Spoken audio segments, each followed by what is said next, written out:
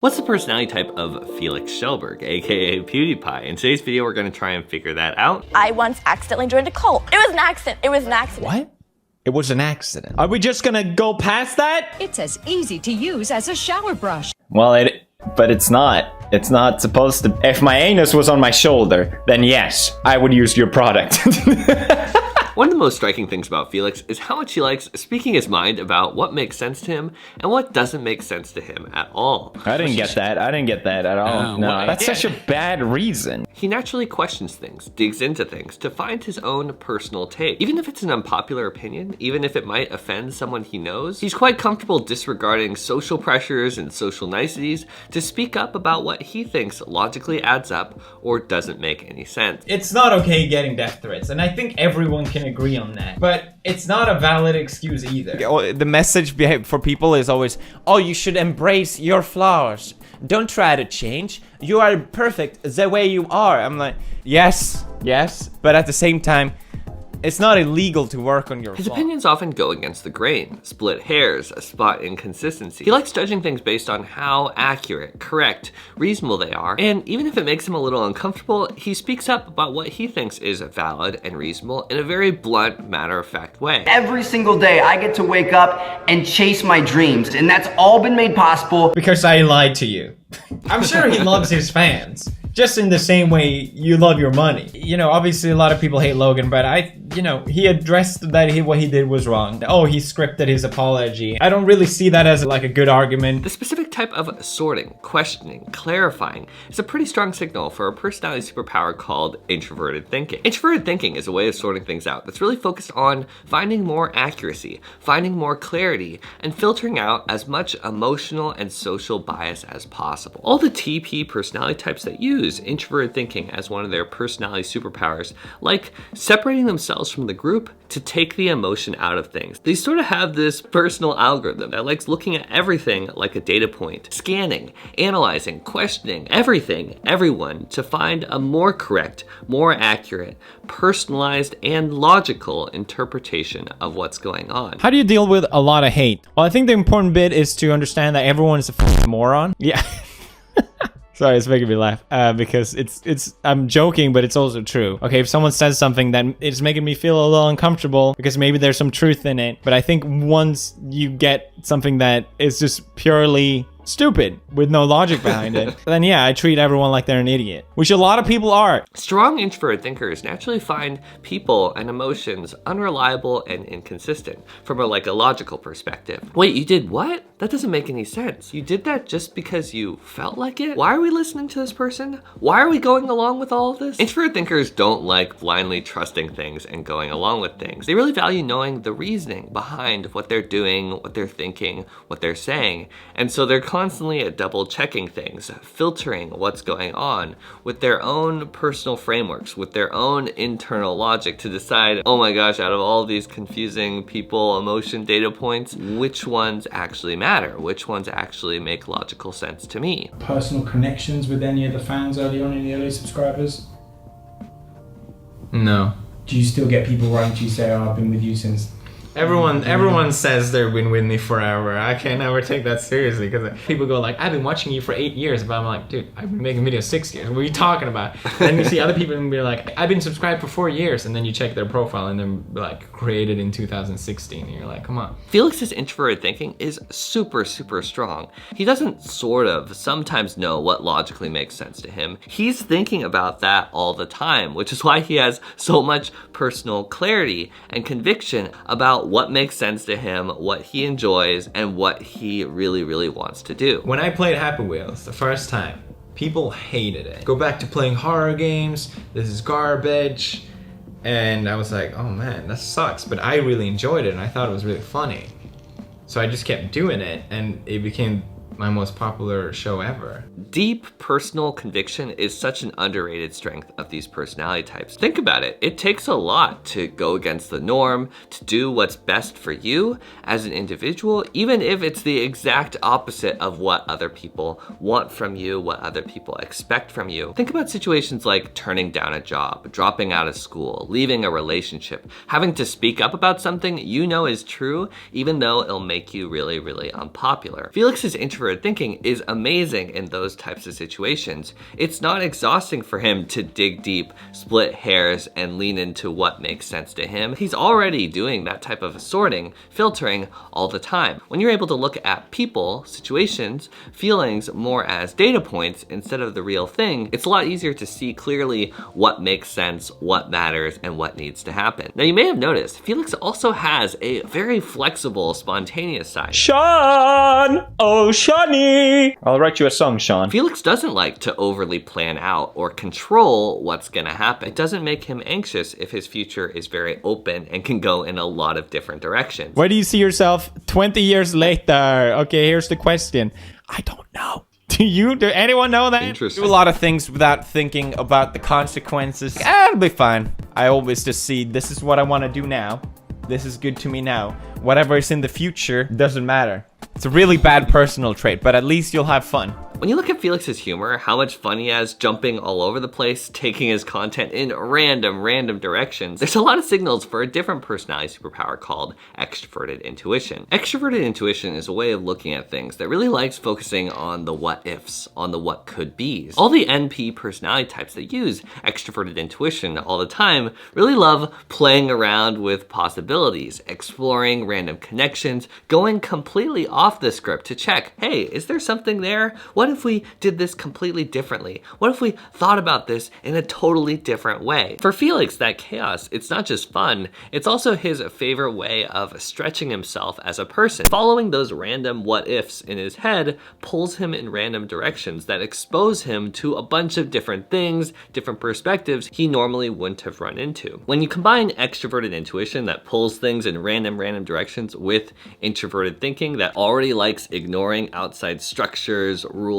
expectations to do its own individualist thing, it's really common for Felix's personality type to enjoy wandering away from the group to do its completely own thing. Ooh, I really enjoy this. What if there's more here? I don't care what other people think. I don't care if no one else gets this. This is the coolest thing in the entire world. I want to explore this possibility. I want to see what's gonna happen. Whenever I really get into stuff that I really enjoy, I kind of forget about anything else that's important. Being in that position where you're like, oh shit, what am I doing? I need to focus on other things. And oh shit, I've been ignoring all these other people.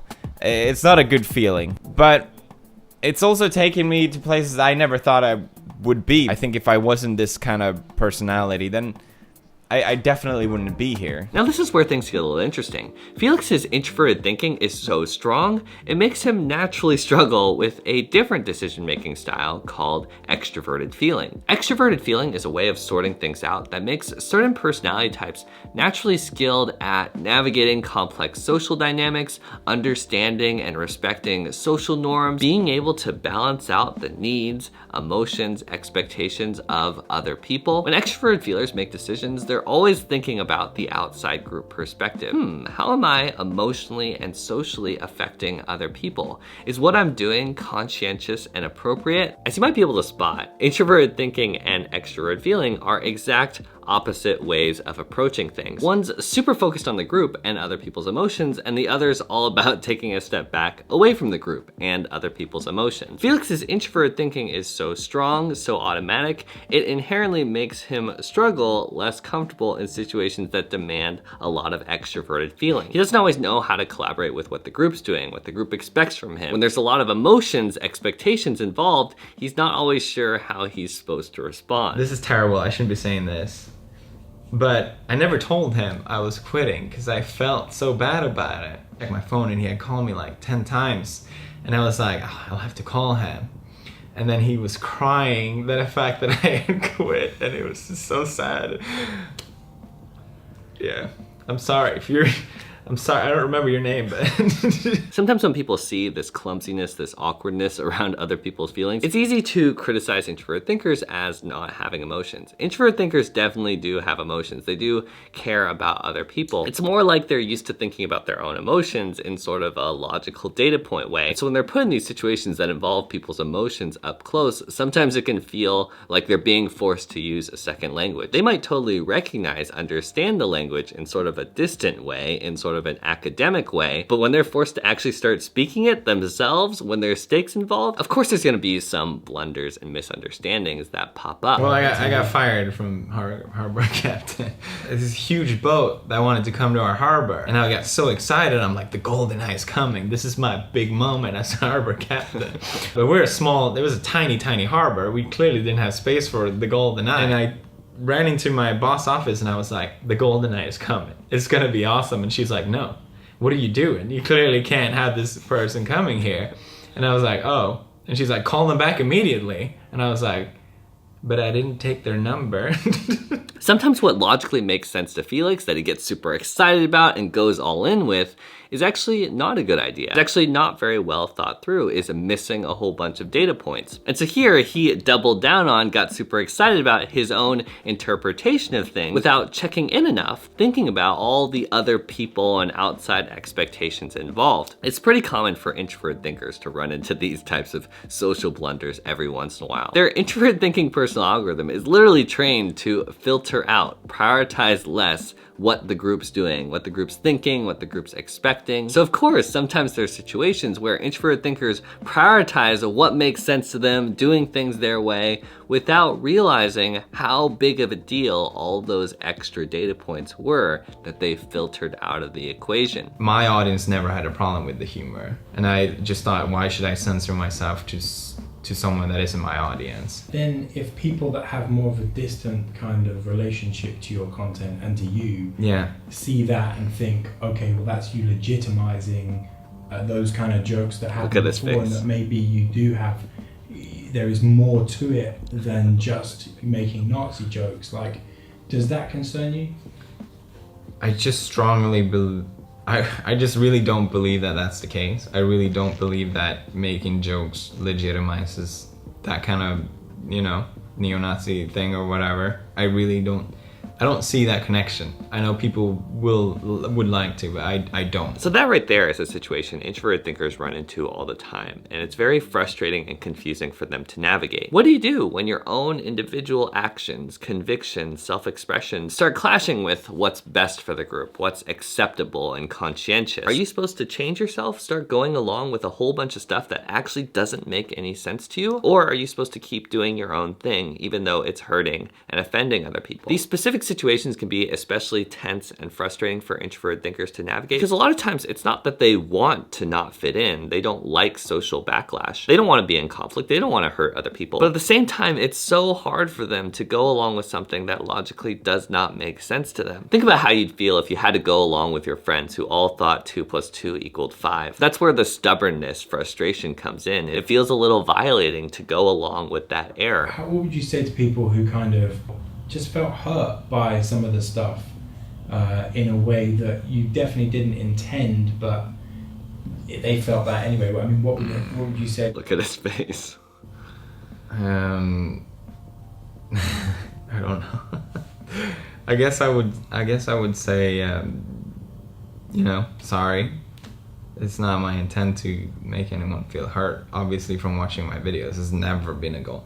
Like that would be kind of a stupid goal to make.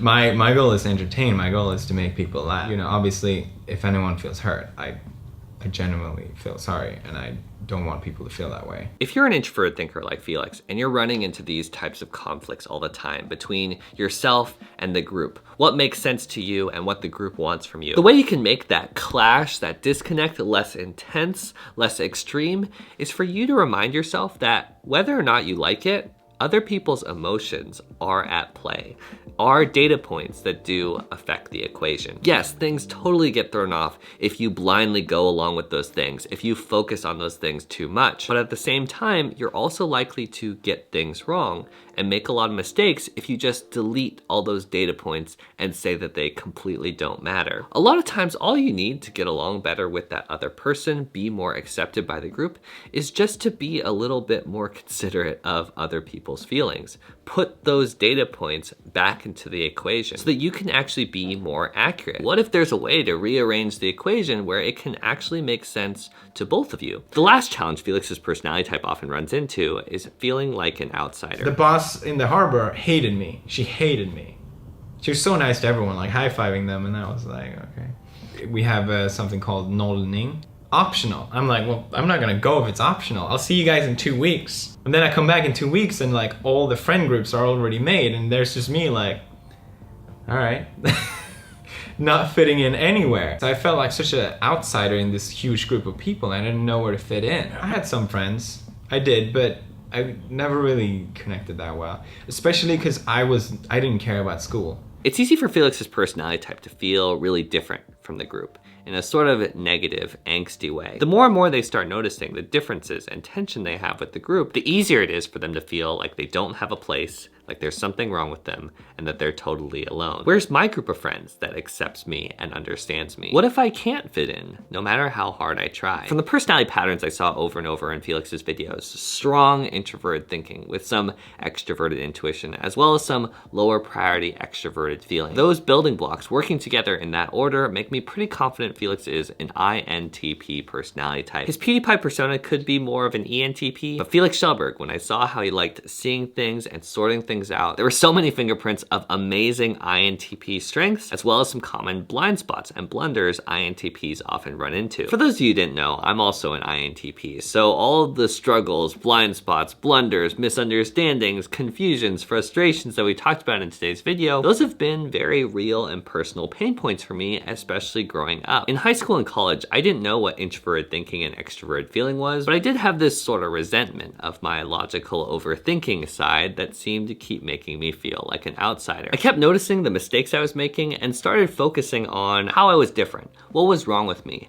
how I didn't fit in with the group, how I had less friends than other people, all the ways I couldn't figure out how to be more normal, accepted, and popular like everyone else. Obviously, that train of thought made me feel terrible about myself, like I was more disconnected and different than I actually was. It would have helped me so much to learn what introverted thinking and extroverted feeling was so I could understand the reasoning behind my logical overthinking. Wait, there's actually some reasoning behind these blind spots and blunders I keep running into? I hope today's video can help you empathize with yourself a bit more. Introverted thinking is amazing in certain contexts, but also struggles in others. It's as simple as that. What if there's a way to reframe your blind spots and shortcomings where you can actually move forward, stop judging yourself, and accept yourself? Many more personality breakdowns coming very soon. You are the change maker of your own life. Let's think more deeply. I'll see you guys in the next one. Peace, peace. Bye.